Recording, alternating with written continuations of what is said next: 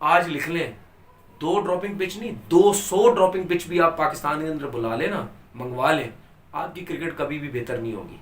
ये मेरा चैलेंज है, आपकी क्रिकेट कभी भी बेहतर नहीं होगी, ये मेरी बात लिख लें।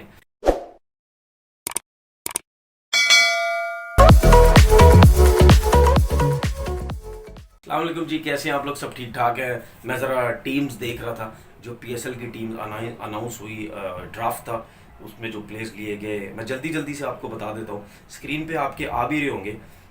इस्लामाबाद यूनाइटेड की बात करता हूँ। प्लेटेनियम में Colin Munro, Asif Ali, Hasan Ali. Diamond में मर्चेंट डी लैंग है, शादाब खान है, फ़हीम अशरफ है। गोल्ड में Alick Sale, Mohammad Wasim junior, Azam Khan. Silver, Azam Khan Quetta Gladiators से खेलते थे, वहाँ से वो उन्होंने छोड़ा है और इस्लामाबाद में आए हैं, क्योंकि वहाँ वो समझ रहे थे शायद उनकी मैनेजमेंट के इनको यहाँ विकेट कीपिंग के चांस नहीं मिलेंगे, और इनको इस्लामाबाद ने लिया कि शायद यहाँ पे विकेट कीपिंग का चांस मिल जाए, क्योंकि एज अ फील्डर तो वो एक्सपोज हो जाते हैं। उनको बचाने का तरीका या खिलाने का तरीका सिर्फ यही है कि इनको विकेट कीपिंग कराई जाए और यहीं से रन्स हों तो इनको पाकिस्तान खिलाई जाए। सिल्वर की बात करते हैं, मोहम्मद इखलाक विकेट कीपर हैं, शायद इनको अब चांस ना मिले क्योंकि आज़म आ गए हैं, इनकी क्रिकेट शायद ख़त्म हो जाए यहीं। ऋषि टोपले हैं, दानिश अजीज़ हैं, जफ़र गौहर हैं, पॉल स्टर्लिंग है। इमर्जिंग की बात करते हैं, मुबशिर खान हैं, एम ज़िशान हैं। सप्लीमेंट्री की बात करते हैं, रहमानुल्लाह गुरबाज हैं, अथर महमूद। ये सब टीम्स जो आपके सामने आ रही होंगी। कराची किंग्स की टीम भी आपके सामने है, Chris Jordan, Babar Azam, Imad Wasim. Diamond में लुइस ग्रेगरी, मोहम्मद नबी, मोहम्मद आमिर। गोल्ड में जो क्लार्क, शर्जील खान, आमिर यामीन। सिल्वर में उमैद यूसुफ, ये पेशावर से खेलते थे, इनको कराची ने लिया है। टॉम एबिल जो हैं, रोहेल नज़ीर जो हैं, मोहम्मद रोहेल नज़ीर भी आती हैं, मैं गलत नहीं, इस्लामाबाद में थे। मोहम्मद इमरान जो है, मोहम्मद इलियास जी, ये भी बहुत अच्छे फास्ट बॉलर हैं। और फैसल अकरम, कासिम अकरम। और उसके बाद ये सप्लीमेंट्री में देखें तो तला एहसन और रोमारियो शेफर्ड, ये कराची किंग की टीम थी। मुल्तान सुल्तान की प्लेटेनियम में टिम डेविड, मुझे नहीं समझ आई कि प्लेयर अच्छा है, बुरा नहीं है, छक्के मारता है, सब कुछ है, लेकिन प्लेटेनियम कैटेगरी में ये मुझे समझ नहीं है। टिम डेविड है, मोहम्मद रिजवान, रायली रूसो, उसके बाद ऑर्डन स्मिथ हैं, शुएब मकसूद, इमरान ताहिर, शान मसूद, खुशदिल शाह, शाहनवाज धानी। सिल्वर में रुमान रईस, आसिफ अफरीदी, ये लेफ्ट आर्म स्पिनर हैं, ये बहुत अच्छी बॉलिंग करते हैं। अनवर अली कोयटा ग्लिटर्स ने रिलीज़ किया, यहाँ आगे वो रोमन पावल। फिर उसके बाद Imran Khan senior, very good fast bowler Imran Khan senior, prove किया अपने आप को T20 क्रिकेट के अंदर। फिर उसके बाद इमर्जिंग में अब्बास अफरीदी, अहमद अजमत। सप्लीमेंट्री में देखें, मुज़र रब्बानी जो है जिम्बाब्वे के फास्ट बॉलर हैं। उसके बाद एहसानुल्लाह। पेशावर की बात करते हैं, हज़रत जज़ई, वहाब रियाज, लिविंगस्टन। डायमंड में शोएब मलिक, रदरफोर्ड, हैदर अली। गोल्ड में उस्मान कादिर। मुल्तान सुल्तान में थे शाहिद अफरीदी, उस्मान कादिर और इमरान ताहिर, ये तीनों लेग स्पिनर थे। उस्मान कादिर को चांस नहीं मिल रहा था शाहिद अफरीदी की वजह से, लेकिन जब शाहिद अफरीदी कोयटा चले गए तो उस्मान कादिर को होना चाहिए था मेरी नज़र में, फिर उनको चांस भी मिलते और उसके बाद टीम को फ़ायदा भी होता। उस्मान कादिर, शोएब मकसूद, हुसैन तलत, ये पाकिस्तान टीम में होना चाहिए लड़का। हुसैन तलत बहुत अच्छा प्लेयर है। सिल्वर में सलमान इरशाद, फास्ट बॉलर, लाहौर कलंदर से खेलते थे, इनको रिलीज़ किया गया। अरशद इकबाल कराची से खेले वो, इनको रिलीज़ किया गया, पेशावर ने लिया। समीन गुल, कामरान अकमल और Tom collar Cadmore. Kamran Akmal ने फैसला किया कि जी वो नहीं खेलना चाहते पेशावर से, और इस कैटेगरी में नहीं खेलना चाहते। बिल्कुल अच्छा फैसला किया कामरान अकमल, मैं आपके साथ हूँ, क्योंकि अपनी एक वैल्यू होती है, अपनी पर्सनैलिटी होती है, अपनी एक परफॉर्मेंस दुनिया को नज़र आती है और आनी भी चाहिए थी। जितना पेशावर से परफॉर्म आपने किया है, आपकी जो कैटेगरी है वो सिल्वर नहीं होनी चाहिए थी, प्लेटेनियम से हटे डायमंड में आना चाहिए था, गोल्ड में आना चाहिए था, लेकिन सिल्वर में नहीं आना चाहिए था मेरे ख्याल में, क्योंकि वो जिस क्लास का प्लेयर था, जितना परफॉर्म किया, जितनी सेंचुरी की उन्होंने पीएसएल में, मेरा ख्याल है बहुत अच्छा फैसला किया। इसी तरह ही लड़कों को अपने लिए खड़ा होना चाहिए।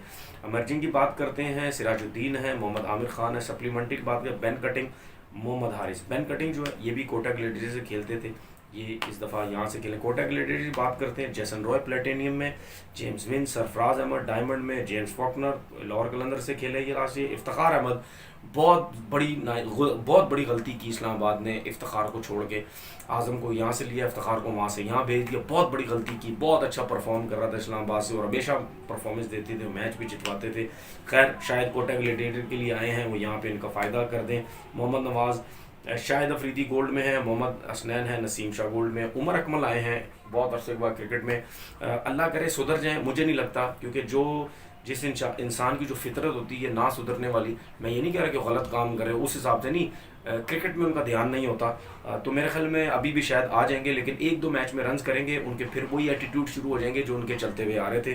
ठीक है, नदीम उमर साहब ने इनको लिया है तो शायद ये कोयटा गिलेटेड परफॉर्म करते हैं। सोहेल तनवीर जो है ये लाहौर मुल्तान के लिए लास्ट ईयर खेले थे, इस दफ़ा कोयटा गिलेटेड के लिए खेल रहे। बेन डकेट जो है ये विकेट कीपर बैट्समैन है, और नदीम उमर साहब कह रहे थे, उनसे जब सवाल हुआ कि आज़म खान को आपने क्यों रिलीज़ किया, तो उनका जवाब ये था कि उनकी कीपिंग में जगह नहीं बनती क्योंकि सरफराज है, तो अगर उनकी कीपिंग में जगह नहीं बनती तो फिर बेन डकेट की कीपिंग में कैसे जगह बनेगी। ये अब आप खुद सोच सकते हैं कि उनका कहने का मकसद क्या था। Khurram Shahzad, I love this fast bowler, बहुत अच्छी बॉलिंग करते हैं, लास्ट ओवर्स बड़े अच्छे करते हैं। नवीनुल हक जो है ये भी आपने देखा, ये आई थिंक नवीनुल हक वो हैं, अगर मैं गलत नहीं हूँ माजरत, ये उसके अफ़गानिस्तान की फास्ट बॉलर है। इमर्जिंग में देखते हैं अब्दुल वाहिद बंगलाज़ई, फिर उसके बाद उनके साथ है मोहम्मद अशर कुरैशी, भाई अगर नाम गलत दूँ तो माजरत। सप्लीमेंट्री की बात करते हैं नूर अहमद और एहसान अली। उसके बाद बात करते हैं लास्ट टीम जो है लाहौर कलंदर की। फ़खर जमान प्लेटेनियम में इनको रिलीज़ कर दिया गया। सब ने बोला कि जी ये क्या हुआ, इनको क्यों हटा दिया गया, लेकिन सब यही सोच रहे थे, कुछ लोग ये सोच रहे थे कि जब पहली पिक लाहौर कलंदर की है तो वो प्लेटेनियम से इनको उठा लेंगे, वही हुआ। फ़खर जमान, शाहिद अफरीदी, राशिद खान, बहुत आला किस्म की ये प्लेटेनियम कैटेगरी इनकी। उसके बाद डेविड वीज़े हैं, डायमंड में Haris Rauf, Mohammad Hafeez, gold Abdullah Shafique, Philip Salt हैं, हैरी ब्रुक, ये जो है अंडर 19 के कप्तान थे, ये अंडर 19 से ताल्लुक़ था इनका। अगर मैं गलत नहीं तो इंग्लैंड के प्लेयर है शायद, ये इनकी परफॉर्मेंस बड़ी अच्छी है जिसकी वजह से पिक किया गया है। और वैसे भी लाहौर कलंदर की कोशिश होती है कि यंग लड़के जो आएँ और वो उनको वो परफॉर्म करें और सामने आए। सिल्वर की बात करते हैं, कामरान गुलाम अच्छा प्लेयर है। डीन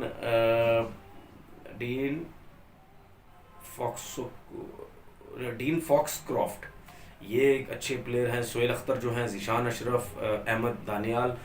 एमर्जिंग की बात करते हैं, जमान खान, माज खान। सप्लीमेंट्री बात करते हैं, सप्लीमेंट्री में सहमिद पटेल और सैयद फरीदुद्दीन महमूद। ये जो प्लेयर्स थे ये आपको मैंने सारे बताए PSL में जो आज सेलेक्ट हुए। इस पे तो हमने बात कर ली, और जब मैचेस स्टार्ट होंगे फिर उस पर भी बात करेंगे। लेकिन कुछ इंपॉर्टेंट बातें हुई आज रमीज़ राजा साहब की तरफ से। उन्होंने ये बात की कि हम ड्रॉप इन पिचेस बाहर से मंगा रहे हैं। आरिफ हबीब साहब जो है जो चेयरमैन है, एक हमारा एक नया नाज़माबाद का एक पूरा एक प्रोजेक्ट है उसके हैं, तो उन्होंने अनाउंस किया है कि ये 37 करोड़ जो उनकी तरफ से आएंगे वो पाकिस्तान क्रिकेट बोर्ड की सपोर्ट करेंगे। 2 पिचेस आएंगी ड्रॉप इन पिचेस बाहर से 37 करोड़ रुपए की।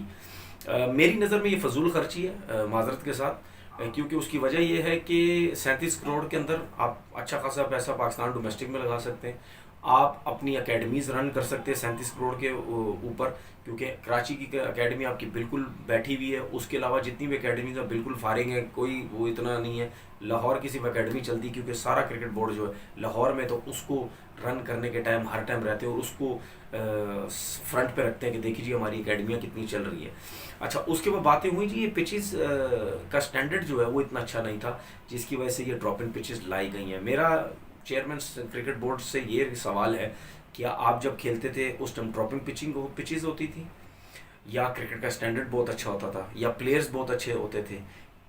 मुझे ये बताएं, पेशावर की ग्राउंड में जब हम मैच खेलते थे क्या वहाँ पे ड्रॉपिंग पिचेस होती थी, फ्लैट पिच होती थी, हार्ड पिच होती थी, बाउंस भी आता था, बैट्समैन भी खेलता था, तगड़े बाउंस होते थे, लेवल पे बॉल आता था, मज़ा आता था? क्या गुजरावाला में ड्रॉपिंग पिचेस डलती थी? आपके दौर की भी बात कर रहा हूँ चेयरमैन साहब, मैं अपने दौर की भी बात कर रहा हूँ। उस टाइम क्या बॉल बाउंस नहीं होता था, तेज़ नहीं आता था, कट हुक पुल कुछ भी नहीं लगते थे, तगड़े बैट्समैन तगड़े बॉलर कुछ भी नहीं होता था? वहाँ तो कोई घास वाली पिचेस नहीं होती थी। क्या सियालकोट की पिच कैसी होती थी? वहाँ पे तेज़ बॉल नहीं आता था, बाउंसर तेज़ नहीं होते थे, सब कुछ होता था। वहाँ कौन सी घास वाली पिचेस होती थी? ठीक है। उसके बाद अगर हम बात करें अभी जो हाल ही में ये डायमंड ग्राउंड जो इस्लामाबाद में, इस पे जो मैचेस होते हैं क्या उस पर घास होता है? वो हार्ड पिचेस नहीं है, वहाँ पे क्या बाउंस नहीं होता? कुछ भी नहीं होता, सब कुछ है। बात यह है कि हम लोग सिर्फ फजूल खर्ची करने की कोशिश करते हैं, और ड्रॉपिंग पिचेस जो है वो अगर हम न्यूजीलैंड की बात करें, वो जहाँ पे T20 के मैचेस होते हैं वहाँ वो रग्बी के ग्राउंड है, वहाँ पे आप ड्रॉप इन पिचेस ला के डालते हैं, या ऑस्ट्रेलिया में कुछ एक आध शायद ग्राउंड में होगा वहाँ पे ड्रॉप इन पिचेस होती हैं। क्या इंडिया में ड्रॉप इन पिचेस होती हैं? क्या इंडिया की पिचेस बाउंसी हैं? आपके सामने हैं, फ्लैट पिचेस होती हैं, स्पिन बॉल होता है, बॉल लो रहता है, सब कुछ होता है। क्या वहाँ पे बैट्समैन नहीं निकले? अगर वहाँ पे बैट्समैन नहीं होते तो क्या वो भी ड्रॉप इन पिचेस लाते? किस किस्म की बातें करते हैं, मेरी समझ से बाहर है। क्या इंग्लैंड में ड्रॉप इन पिचेस होती हैं? क्या साउथ अफ्रीका में ड्रॉप इन पिचेस होती है? कितनी पिचेस होती हैं? 2 ड्रॉप इन पिचेस आप एक लाहौर में कह रहे हैं और आप एक कराची में कह रहे हैं, तो फर्स्ट क्लास के कितने मैचेस आप ड्रॉप इन एक पिच के ऊपर करवाएंगे? 10-10, 15-15 मैच होते हैं, पूरा पूरा सीजन होता है, क्या एक ही पिच के ऊपर ड्रॉपिंग पिच के ऊपर मैचेस करवाते रहेंगे? ये बात नहीं है। या आपके क्रिएटर किसी काम के नहीं है, जिनको पिच उस लेवल की नहीं बनानी आती, बॉलर को भी सपोर्ट करे, बैट्समैनों को भी सपोर्ट करे। या आपकी जो पिचेस की मट्टी है वो बिल्कुल फारिग हो चुकी है। आप मुझे ये बताएं चेयरमैन साहब कि ये मट्टी कब से चल रही है? क्या मट्टी बदली? क्या पिचेस के ऊपर जो चीज़ें इस्तेमाल होती क्या वो बदली, चेंज हुई? क्या आप इससे बेहतर है आप बाहर से मट्टी मंगवाएं? अगर अब मेरी मैं जब क्रिकेट भी खेलता था, मेरी कुछ लोगों से बात होती थी कि जी बाहर से मट्टी मंगवा लें। अच्छा, कुछ लोग कहते थे जी बाहर की मट्टी यहाँ चल नहीं सकती। ठीक है, चले बाहर की मट्टी चल नहीं सकती, क्या गुजरांवाले की पिच पाकिस्तान में नहीं है? क्या वो मट्टी कहाँ से आ रही है? क्या पेशावर की पिच क्या पाकिस्तान के अंदर नहीं है? वो मट्टी कहाँ से आ रही है? डायमंड की बात करते हैं, क्या वहाँ की पाकिस्तान की मट्टी नहीं है? कहाँ से आ रही है?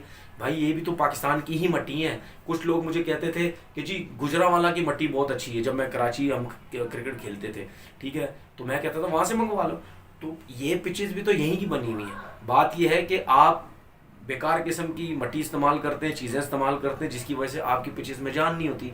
अच्छा, जो टेस्ट स्टैंडर्ड के ग्राउंड है उनकी कुछ ग्राउंड्स की जो क्वालिटी है पिचेस की कुछ बेहतर है, जैसा मैंने डायमंड की बात की है, गुजरांवाला स्टेडियम की बात की, पेशावर की बात की, हमारे टाइम पे तो बहुत अच्छी थी। उसके अलावा आप देख लें जितने भी लो क्वालिटी के आपके ग्राउंड्स हैं उनमें फर्स्ट क्लास के मैचेस होते हैं, थर्ड क्लास किस्म की पिचेस होती हैं, बॉल घुटने से ऊपर आता नहीं है, स्पिनर लग जाते हैं, फास्ट बॉलर में इतनी जान नहीं है।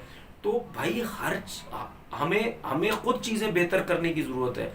इसके बजाय 37 करोड़ की आप बाहर से ड्रॉपिंग पिचेस लेके आ रहे हैं। मैं चेयरमैन साहब को एक चीज़ बता दूं, हमारी तो आप लोगों ने बात सुननी नहीं है, क्योंकि हम छोटे प्लेयर हैं। आप सुनेंगे बड़े बड़े नामों की, ठीक है ना, जिससे जिनको मकसद होता है आप उनकी सुनेंगे। एक मशवरा दे दूं फ्री का, आज लिख लें, 2 ड्रॉपिंग पिच नहीं 200 ड्रॉपिंग पिच भी आप पाकिस्तान के अंदर बुला लेना, मंगवा लें, आपकी क्रिकेट कभी भी बेहतर नहीं होगी। ये मेरा चैलेंज है, आपकी क्रिकेट कभी भी बेहतर नहीं होगी, ये मेरी बात लिख लें। क्योंकि जब तक आपकी क्लब क्रिकेट स्टार्ट नहीं होगी, जब तक आपके क्रिकेटर्स में क्वालिटी नहीं आएगी, ठीक है, आपकी क्रिकेट कभी भी अच्छी नहीं हो सकती। आप अपनी चीज़ों को बेहतर करने की कोशिश करें, बजाय आप हर बंदा उठा के बाहर से ला रहे, हर चीज़ें बाहर से उठा के लेके आ रहे हैं। ज़रा सोचिए कि दूसरी कंट्री के अंदर जब डोमेस्टिक होती है, कुछ होती है, क्या उनकी कंट्री के अंदर ड्रॉपिंग पिचेस लगी हुई होती हैं? उनकी क्रिकेट कैसे ऊपर चली गई? जिन कंट्री की पिचेस भी बेकार है उनके प्लेयर्स कैसे ऊपर चले गए? अपना बहुत बहुत ख्याल रखिएगा। अल्लाह हाफिज़।